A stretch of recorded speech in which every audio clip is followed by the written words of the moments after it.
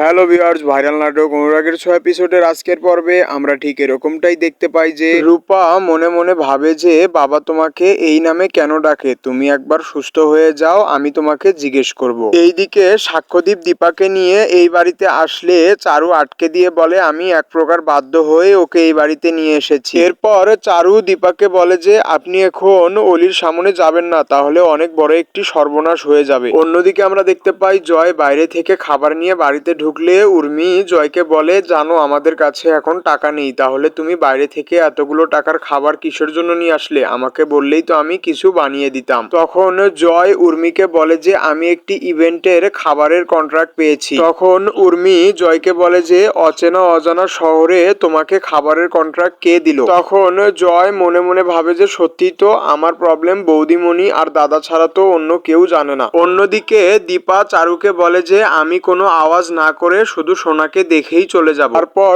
দীপা যখন সোনার পায়ে যে হাত দেয় তখন সোনা মা বলে ডেকে ওঠে। সো ভিউয়ার্স, এই ছিল আজকের ভাইরাল নাটক অনুরাগের ৬ এপিসোডের মূল পর্ব। এই নাটকের নতুন নতুন পর্বগুলো পেতে আমাদের চ্যানেলটিকে অবশ্যই সাবস্ক্রাইব করে এবং একটি লাইক দিয়ে পাশে থাকবেন। ধন্যবাদ।